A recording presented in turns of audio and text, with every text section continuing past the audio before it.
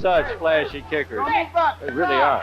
I've never seen Oliver this inhibited when he fights, but when you fight the #1 guy in the country, you can't use your best stuff. Well, they make contact. I didn't think that they were going to be making that much contact, but they actually do with the foam padding that they have on their It's controlled contact. It's pretty stiff, but they pull out. They don't really try to dig it all the way in. Vitali with a front hand back fist. I was a martial artist that competed, and I did very well. So I was one of the top, well, I was actually the #1 point fighter, tournament fighter in the country. And our country at the time led the world. We were the best point fighters in the world. And so here I am, the #1 fighter in the world, basically for 3 years running. And I just came behind Bill Wallace, who just retired, you know, and so he was #1 for 3 years. And then I became #1 for 3 years.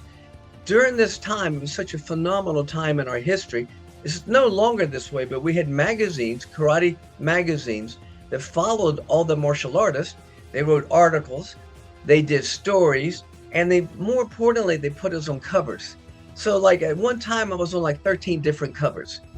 Canon Films may help you? Yes, one moment. That's a guy that's a movie star. You can make a movie star out of him. I like Shokasugi. Well, I like Shokasugi. What should I tell you? Nobody. Maybe we spoke of it. Maybe. Maybe. I love this guy. I think her instinct is very good. I love the way this guy looks. Don't forget, the Let's problem with meet him. Where is he? Shokasugi, I don't know. The problem with Shokasugi is his English. Yeah, we have to change. Yeah, I know, but this guy, maybe the two of them together. All right. I like that. Why don't you talk to her? Ask her to come in for a minute, will you? How do we get her on the phone? Who? Priscilla. Ask Ellison. Ellison! Ask Priscilla to come in. Now here comes Revenge of the Ninja. And I think every production company is always trying to discover the new face, the new person, the guy or the girl or whatever. So Menachem had just come here and made one movie, with Canon Films. He's a brand new company. He hasn't even got a studio yet. He's in a little tiny office, and he's got this lady named Priscilla McDonald, who he brought over from Germany. So now just imagine a couple guys and this girl. They come over, and he says, "Go out and find me somebody." So she goes to the magazine store. And I just happened to be all over the magazine stores. I'm on all the covers, and I had a great career, and I'm very proud of that. Come here for a minute. This guy you mentioned, I want to see him. Isn't it great? Yeah, sure. He's so good looking. Good looking is not enough. The question is what can you do else? Explain who he is to me. I've already talked to somebody now who knows who he is, who knows he is a fantastic, smart guy, #1. He can talk. Yeah. He's no dummy. He looks terrific. Yeah. And he's a very, very good martial artist. In the last 5 years, he has shot up to the top. Keith Vitali. He's what, Italian? That's an Italian last name, but he's American. I want to see him, meet him. So she sees me on a couple covers, and she calls me up. And literally, I'm having martial arts school at the time in Atlanta. So she calls me up, and I'm on the floor giving a test at the time. And somebody comes out and says, "There's a phone call for you." So I go, I answer the phone, and she says, "Hi, I'm Priscilla McDonald. We love to have you come out and star in a movie called Revenge of the Ninja with Canon Films." And I went, "Oh yeah." Now I have a best friend named Michael Geneva. I said, "Tell Mike Geneva to kiss my ass." And I hung up on him because I know he plays pranks like this all the time. So I go back on the mat, I'm teaching again. So 2 minutes later, the phone rings again. The lady comes back out and she says, "I think this lady really wants to talk to you again." So I go back, I have to pick up the phone, and I go, "Yes, may I help you?" She goes, "First of all, this is Priscilla McDonald with Canon Films." She says, "I don't know who this Mike Geneva guy is, but you're getting ready to lose a movie if you hang up on me again." So I said, "Really?" She goes, "Yes, we want you to fly out here." So I fly out, and I walk into a little tiny room. Now get this, they're so small of a production at this time that they're in just one room in an office. Priscilla's in the lobby.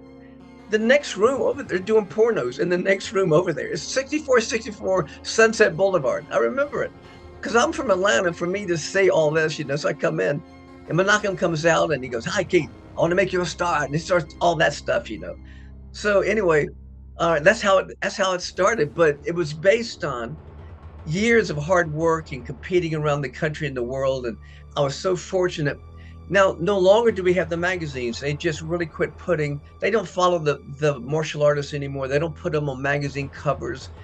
So it was those magazine covers that created stars and created martial arts heroes.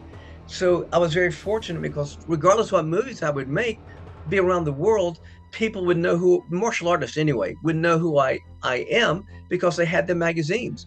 And our magazines at the time were the leading magazines, the Karate Illustrated, Black Belt Magazine, Official Karate. There were so many. Inside Kung Fu with Curtis Wong, and he was connected to the Hong Kong film industry. So when I'm on all these covers, then I had phenomenal exposure. And it's sad. The reality is today there's no longer magazines even following anyone. And the thing, it's no one's fault, but the streaming has taken over. There's no longer magazines out there. Everybody's online. But if you go ask anybody now and say, who are the top fighters in America? They'd go, I don't know. I have no clue. Nobody does because there's nothing you can pick up and you can read. But back then, I was as excited as everybody else.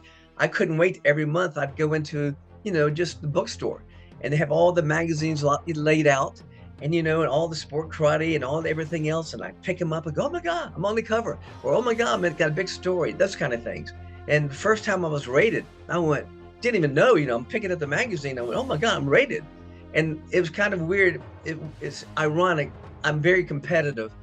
And first time I picked up a magazine, it had me rated top 10 in the country. I had no idea, but it had me alphabetical number 10. And I went, it's an honor to be in top 10 in the nation. My God, this is great. But Vitali, it starts with a V, so I'm number 10. Dan Anderson's number 1, he's number 8, and he's number 1 because of the A. And my first thought was, I don't like this. I need to find these other guys and fight them. If they beat me, fine. But there's no way they're better than me unless I fight them first. So that was my next year. I went out looking for these guys so I could fight them in tournaments. And then I became the number 1 fighter for the next 3 years.